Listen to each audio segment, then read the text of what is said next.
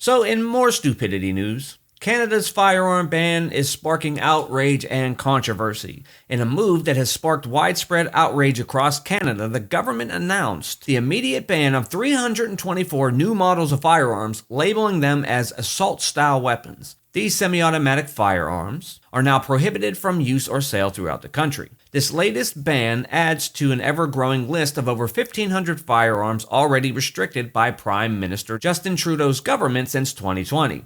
The government claims the move is necessary to prevent mass shootings and to ensure the safety of Canadian families. However, critics are questioning whether these actions are truly about public safety or if they represent a broader effort to impose greater control over Canadian citizens. A Canadian government spokesperson said, "This ban is an essential step for addressing violence and protecting Canadian communities. We are committed to reducing the risk of mass shootings and ensuring the safety of our citizens." Gun owners and retailers impacted by the ban will have until October 2025 to surrender their newly prohibited firearms. After that, a national buyback program will be launched to ensure these firearms are permanently removed from circulation. However, the government's plan takes a surprising and controversial turn. Some of the newly banned firearms could be sent to Ukraine to support the country's ongoing conflict with Russia. Canadian officials have confirmed they are working closely with Ukrainian forces to repurpose these firearms originally designed for civilian use for military purposes. This development has raised serious concerns, sparking accusations of hypocrisy.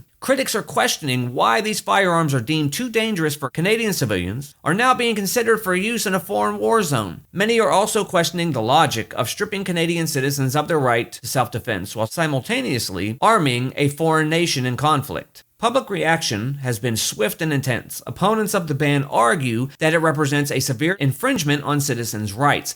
They also point out that the gun used in the infamous Nova Scotia shooting was already illegal, yet the government continues to blame legal gun owners for crimes committed with illegal firearms. Sounds like America. The situation also raises serious questions about Canada's stance on self-defense. If these firearms are deemed too dangerous for Canadians, why is the government willing to send them abroad for military purposes?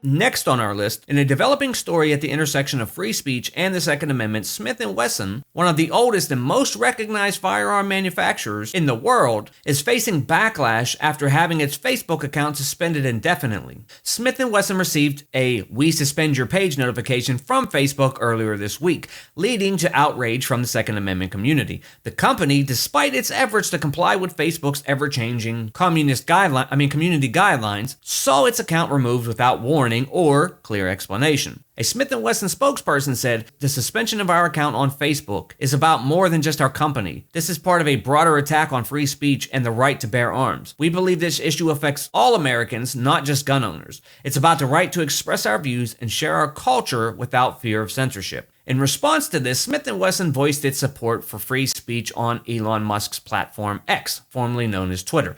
The spokesperson from the company said, "We want to thank Elon Musk and X for standing firm in defense of the First and Second Amendments, ensuring free speech and protecting our constitutional rights." Elon Musk said, "Free speech is essential. If we can't even talk about our rights, then what's left of them?" Smith & Wesson supporters are now calling for a shift away from Facebook. They are urging gun owners to embrace platforms like X, where free speech and the right to bear arms are said to be better supported. The debate over free speech, gun rights, and social media censorship is far from over. What do you think about this one? Let us know in the comments below.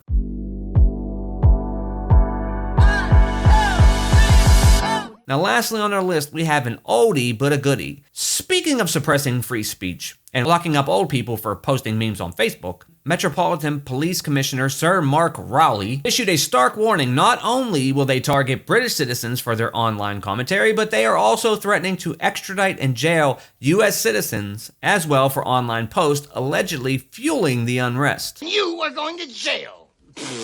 This warning raises significant questions about the boundaries of free speech, especially when it comes to international jurisdiction. The UK is making it clear that if you're stirring up trouble from abroad, whether in the United States or elsewhere, they will pursue you under British law. You are going to jail!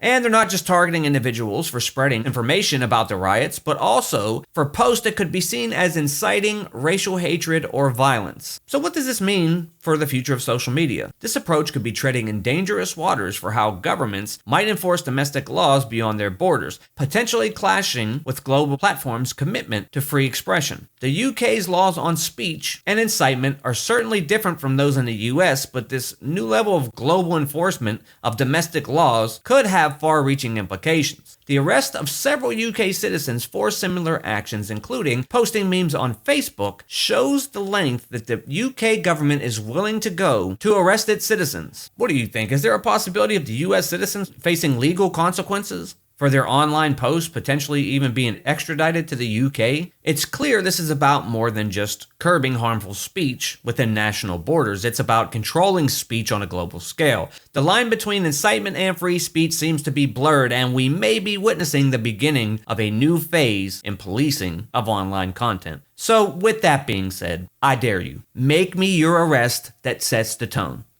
I dare you. I would absolutely love to see that. So, until a future time in which I'm still here or I get arrested, that's all I got for now. But I will be back to update you with more gun news. You have my word. This is the Tactical News Network.